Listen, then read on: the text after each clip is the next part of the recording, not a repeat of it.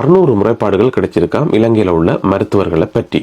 முறைப்பாடு கிடைச்சதே 600 என்று சொன்னா, 600 கேஸ் என்று சொன்னா, முறைப்பாட்டுக்கு போகாம எத்தனையோ கேஸுகள் நடந்திருக்கும். அது எந்த ஒரு விஷயத்திலையும் அப்படித்தான். எல்லாருமே போயிட்டு போலீஸ்ல கம்ப்ளைண்ட் பண்றதோ அல்லது முறைப்பாடு செய்யறதோ இல்ல. இந்த மாதிரி நிறைய சம்பவங்கள் நடந்திருக்கும். 600 சம்பவம் முறைப்பாட்டுல போயிருக்குன்னு சொன்னா கிட்டத்தட்ட அதுல ஒரு 3 மடங்கு 4 மடங்கு முறைப்பாட்டுக்கு போகாமலே நடந்திருக்கும். இலங்கை மருத்துவர்களுடைய அலட்சியத்துக்கு மிகவும் புகழ் பெற்ற ஒரு நாடு, மிகவும் பேர் போன ஒரு நாடுன்னு சொல்லி நான் சொல்லல. இலங்கையின் அரசாங்க பத்திரிகையை சொல்லி இருக்கு. இலங்கையின் அரசாங்க பத்திரிகையாகிய டெய்லி நியூஸ் அதுவும் சும்மா சொல்லல, பத்திரிகை எங்கேயோ ஒரு மூலையில செய்தி போட்டு சொல்லல, ஆசிரியர் தலையங்கம் போட்டு சொல்லிக்கிறாங்க. இலங்கை மருத்துவ அலட்சியத்துக்கு மிகவும் புகழ் பெற்ற நாடு என்று சொல்லி. ஏன் இலங்கையில மருத்துவத்துறை இப்படி இருக்குது? ஏன் மருத்துவர்கள் இப்படி நடந்து கொள்கிறார்கள்? எதற்காக மருத்துவ அலட்சியம் இலங்கையில நடந்து இருக்குது? இதை நாங்க ஆராய்ச்சி செய்யணும். இதை நாங்க தெரிஞ்சு கொள்ள வேண்டிய முக்கியமான விஷயம் என்ன சொன்னா, எங்கேயோ கொழும்புல நடக்குதாக்கும் அல்லது எங்கேயோ மாத்திரையில் நடக்குது, எங்கேயோ களத்துல நடக்குதுன்னு சொல்லி நாங்க அலட்சியம் இருந்து விட முடியாது. நடக்கிற சம்பவங்கள்ல கணிசமான சம்பவங்கள் வடக்கு கிழக்கு பகுதியிலே நடக்குது. உங்களுக்கு தெரியும், கடந்த வாரம் யாழ்ப்பாண பல்கலைக்கழக மாணவி சபீனா இறந்தது. சபீனாக்கு டெங்கு காய்ச்சல். அவ டெங்கு காய்ச்சல் சொல்லி ஹாஸ்பிட்டலுக்கு போக அவக்கு ஏதோ ஒரு மருந்தை கொடுத்துக்கிறாங்க. அந்த மருந்து ஒவ்வாமையா போயிட்டு, அலர்ஜியா போயிட்டு. சோ இப்ப அந்த மரணத்துல தங்களுக்கு சந்தேகம் இருக்குன்னு சொல்லி உறவினர்கள் இப்ப வழக்கு போட்டிருக்கிறோம். சோ அந்த வழக்கு இப்ப போய்கொண்டிருக்கிறதால நாங்க அதை பற்றி மேலதிக விவரங்கள் சொல்லக்கூடாது. அந்த வழக்கு முடியட்டும், அதை பற்றி நாங்க பேசுவோம். அதுக்கு கொஞ்ச காலத்துக்கு முதல் பாத்தீங்கன்னு சொன்னா மல்லாகம் பகுதியில ஒரு 8 வயது சிறுமி, அந்த 8 வயது சிறுமி காய்ச்சலோ வேறு ஏதோ ஒரு வருத்தம் போன பிள்ளைக்கு ஒழுங்கா அந்த சிகிச்சை கொடுக்காம, அதாவது அந்த கையில உங்களுக்கு தெரியும் அந்த கனிலான்னு சொல்லி ஒன்று குத்துவாங்க, அதை ஒழுங்கா குத்தாம மாறி குத்தி அந்த கை ஃபுல்லா டேமேஜ் ஆகி கடைசியா அந்த கையை வெட்டி எடுத்தா தான் அந்த பிள்ளைன உயிர் தப்பும் என்று சொல்லி கடைசியா கையை வெட்டி எடுத்தது. பாருங்க, காய்ச்சல் போன அந்த பிள்ளைக்கு ஏதோ வேலையெல்லாம் செய்து கையை வெட்டி எடுத்துட்டாங்க. ஒரு படத்துல விவேக் வயிற்று வலி என்று சொல்லி ஹாஸ்பிட்டலுக்கு போவார். அவருக்கு வலது கண்ணில் ஆபரேஷன் பண்ணி ஒரு பேண்டேஜை போட்டு விட்டுருவாங்க. அவர் மயக்கம் தெளிஞ்சு எழுப்பி பார்ப்பார், டாக்டர் கேட்பார், வயிற்று வலி தான் வந்தேன், எதுக்கு எனக்கு வலது கண்ணில் ஆபரேஷன் பண்ணீங்கன்னு சொல்லி. இது ஒரு சினிமா படத்துல ஒரு காமெடி. அப்ப நாங்க ஒரு காமெடி தான் என்று சொல்லி அன்னைக்கு சிரிச்சு போட்டு பேச விட்டுனாங்க. ஆனா அந்த காமெடி எல்லாம் நிஜமாவே நடக்கிற நாடா இப்ப இலங்கை மாறி இருக்கு. யோசிச்சு பாருங்க, 600 கேஸ் மருத்துவர்களுடைய அலட்சியம் மட்டும் என்று சொன்னா அது சாதாரண விஷயமே இல்லை. இன்னும் நிறைய உதாரணங்கள் சொல்லலாம் பாருங்க. கொஞ்ச காலத்துக்கு முதல் ஒரு 3 வயது சிறுவன், அந்த சிறுவன் பேர் ஹம்தி ஃபஸ்லின் என்று சொல்லி, அந்த பிள்ளைக்கு ஒரு கிட்னி ஃபெயிலியர். இப்ப நீங்க கேட்பீங்க, 3 வயது பிள்ளைக்கு எதுக்கு கிட்னி ஃபெயிலியர் ஆகுமான்னு சொல்லி. அது நாங்க சொல்ல முடியாது. யாருக்கு எந்தெந்த வருத்தம் எந்தெந்த வயசுல விரும்புங்களால சொல்ல முடியாது. அது முழுக்க கடவுளை பொறுத்தது. ஆனா அந்த பிள்ளைக்கு ஒரு கிட்னி ஃபெயிலியர் ஆயிடுது. சோ இப்ப ஆபரேஷன் செய்யணும். என்ன செய்யறாங்கன்னு சொன்னா, அந்த பழுதான கிட்னியோட சேர்த்து நல்லா இருந்த கிட்னியை சேர்த்து வெளியில எடுத்து அந்த பிள்ளைக்கு கிட்னியை இல்லாம செய்து ஆபரேஷனை செய்து கடைசி அந்த பிள்ளை செத்து போச்சு. இதுதான் இலங்கை.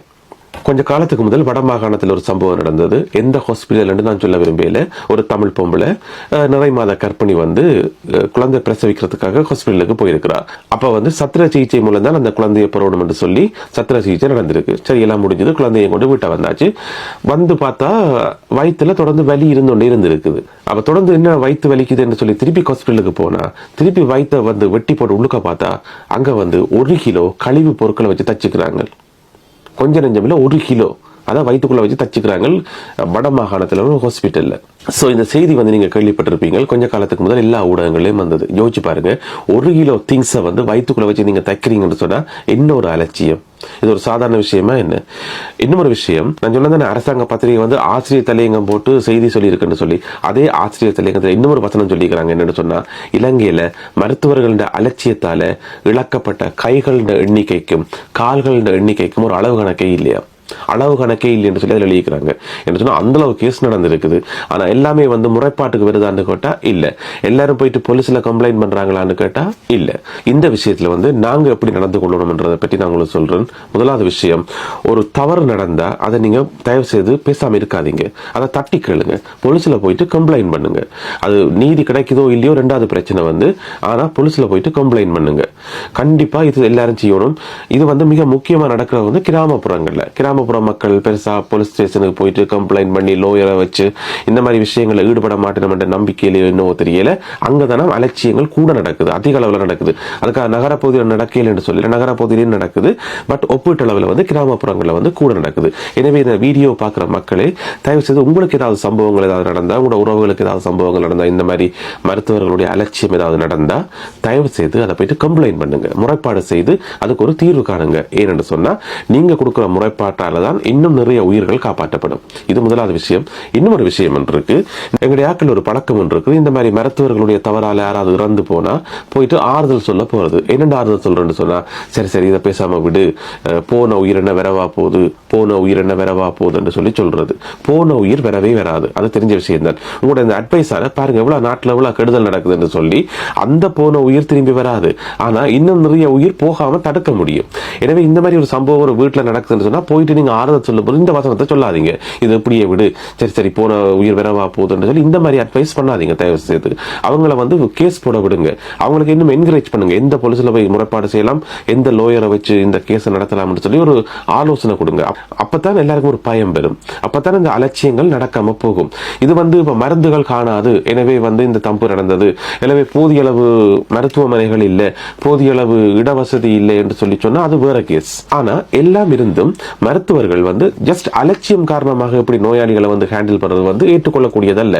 ஏற்கனவே நிறைய முறைப்பாடுகள் இருக்கு. நோயாளிகளை சரியான முறையில் நடத்துறையில, அன்பா பண்பா பாசமா நடத்துறையில அவர்கள் மேல எரிஞ்செறிஞ்சு விழுறன்னு சொல்லி முறைப்பாடு இருக்கு. நான் சொல்றது எல்லா மருத்துவமனைகளையும் எல்லா மருத்துவர்களையும் அல்ல.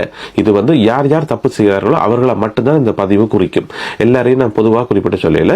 சோ ஏற்கனவே இப்படியான முறைப்பாடு ஒன்று இருக்கு. ஹாஸ்பிட்டலுக்கு போனாலே எங்களை ஒரு இப்படி ட்ரீட் பண்றாங்கன்னு சொல்லி. இதுல கொடுமையான விஷயம் என்னன்னு சொன்னா, அதே மருத்துவர் அதே நர்ஸ் அவங்க பிரைவேட் ஹாஸ்பிட்டல் இருக்குன்னு தானே, எல்லாரும் இல்ல ஒரு சில, அங்க போனா சிரிச்சு கதைக்கிறோம். அதாவது ஒரு டாக்டர் அரசாங்க ஆஸ்பத்திரியில காலமே இருக்கும்போது எரிஞ்செறிஞ்சு விழுகிறார். அதே டாக்டர் அதே யூனிஃபார்மோட பிரைவேட் ஹாஸ்பிட்டல்ல இருக்கும்போது சிரிச்சு கதைக்கிறார். யோசிச்சு பாருங்க என்ன கொடுமை என்று. அப்ப நாங்க ஒரு டாக்டரை சிரிக்க வைக்கிறதுக்கு நாங்க இப்ப காசு கொடுக்கணும். பிரைவேட்ல போயிட்டு காசு கொடுத்தா தான் அவர் சிரிப்பார். காசு கொடுத்தா தான் எங்களை பற்றி வாங்க வாங்க இருங்கன்னு சொல்லுவார். காசு கொடுத்தா தான் அவர் எங்களை ஒழுங்கா ட்ரீட்மெண்ட் பண்ணுவார். இன்னொரு கேவலம், காசு உழைக்கிறதுக்கு எத்தனையோ வழிகள் இருக்கு. இப்படியா உழைக்கணும்? ஒரு தண்ட உயிரை புடுங்கியா காசு உழைக்கணும்? நீங்களே சொல்லுங்க. சோ இப்படி உழைக்கிற காசு நிலைக்குமா முதல்ல, அல்லது வயிற்றுல ஒட்டுமா சாப்பிடுற சாப்பாடு? இதை யோசிக்கணும். இந்த மாதிரியும் உழைக்க முடியுமா? இன்னும் ஒரு முக்கியமான விஷயம், இந்த வீடியோ பார்க்குற நீங்கள் யாராவது இலங்கையில இனி ஹாஸ்பிட்டலுக்கு போனா, ஏதாவது ட்ரீட்மெண்ட்டுக்கு போனா ஒரு வேலை செய்யுங்க. தயவு செய்து ஒரு வேலை செய்யுங்க. அதை என்னன்னு சொன்னா, இப்பதான் எல்லாட்ட கையிலயும் ஒரு மொபைல் இருக்குது. சோ நீங்க என்ன செய்யுங்க, ஹாஸ்பிட்டலுக்கு போக முன்னாடி உங்களோட வாட்ஸ்அப்ல எடுத்து ஒரு வாய்ஸ் மெசேஜ் அனுப்பி விடுங்க. உங்களோட அம்மா அப்பாக்கோ இல்ல உங்களோட சகோதரங்களுக்கோ இல்ல உங்களோட சொந்தக்காரரோ நண்பர்களுக்கோ யாருக்காவது ஒரு வாய்ஸ் மெசேஜ்ல அனுப்புங்க. இந்த மாதிரி நான் இன்ன விஷயத்துக்காக நான் ஹாஸ்பிட்டலுக்கு போறேன், எனக்கு இதுதான் செய்யுது, வயிற்றுக்கு நோவுது, இதுக்காகத்தான் நான் போறேன், போயிட்டு வரேன்னு சொல்லி சும்மா ஒரு மெசேஜை போட்டுட்டு போங்க. கை காவலா தச்சலா ஏதோ ஒரு கஷ்ட காலத்துல உங்களுக்கு ஏதாவது தவறான சம்பவம் அங்க நடந்தா அந்த வாய்ஸ் மெசேஜ் உங்களுக்கு காப்பாத்தும். அந்த பிள்ளை போகைக்குள்ள இப்படி ஒரு மெசேஜை சொல்லிட்டு போயிருக்குது, ஆனா திரும்பி வரைக்குள்ள இப்படியான சிகிச்சையை செய்து விட்டுக்கிறாங்க, இப்படியான அலட்சியத்துல இப்படியான ஒரு வேலையை செய்து விட்டுக்கிறாங்கன்னு சொல்லி அந்த ஒரு வாய்ஸ் மெசேஜ் உங்களுக்கு நிறைய ஹெல்ப்ஃபுல்லா இருக்கும். அது நாளைக்கு கோர்ட் கேஸ் போய்க்குள்ளே உதவியா இருக்கும். தயவு செய்து அந்த வேலையை செய்யுங்க. இலங்கை மருத்துவர்களுடைய அலட்சியத்துக்கு மிகவும் புகழ்பெற்ற நாடு என்று சொல்லி அரசாங்க பத்திரிகையே சொல்லியிருக்கு. அரசாங்க பத்திரிகை சொல்லுது என்று சொன்னா அரசாங்கமே சொன்ன மாதிரி. இன்னும் ஒரு முக்கியமான விஷயம், கோர்ட்டுக்கு போய் என்ன செய்யறது, கேஸ்ல போய் என்ன செய்யறது, போலீஸுக்கு போய் என்ன செய்யறதுன்னு சொல்லி தயவு செய்து அலட்சியமா இருக்காதீங்க.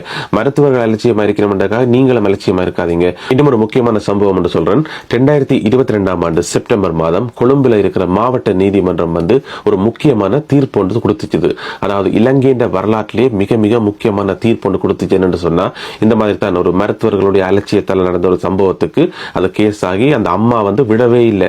தொடர்ந்து போராடி கோர்ட் வாசல் எல்லாம் ஏறி இறங்கி கடைசியா கிடைச்ச தீர்ப்பு என்ன சொன்னா 30 மில்லியன் இலங்கை ரூபாக்கள் 30 மில்லியன் இலங்கை ரூபாக்கள் அந்த அம்மாக்கு நஷ்டஈடா கொடுக்க சொல்லி ஆர்டர் போட்டது. அதுவும் அரசாங்கம் கொடுக்கணும் என்று சொல்லி. அது காரணம் அந்த குழந்தை பிறக்கைக்குள்ள அங்கீனமா பிறந்த அந்த மாதிரி ஒரு கேஸ்லாம் அந்த சம்பவம் நடந்தது. சோ உங்களோட உறவுகளுக்கு உங்களோட பிள்ளைகளுக்கு ஏதாவது சம்பவம் இப்படி ஏதாவது நடந்தா இருந்தா தயவு செய்து அமைதியா இருக்காதீங்க, விடாதீங்க, போராடுங்க. உங்களுக்கு கண்டிப்பா நீதி கிடைக்கும். போன உயிர் திரும்பி வராது, அது உண்மைதான், அது எல்லாருக்குமே தெரிஞ்ச உண்மைதான். இந்த தத்துவத்தை காய்ச்சி கொண்டு பேசாம இருக்காமல் தயவு செய்து முறைப்பாடு செய்யுங்க.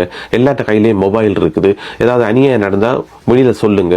அதே வேளையில் மருத்துவர்களுக்கும் மருத்துவமனைகளில் வேலை செய்கின்ற ஏனைய ஊழியர்களுக்கு நான் சொல்றேன், தயவு செய்து நோயாளிகள் மீது அன்பாக இருங்கள்.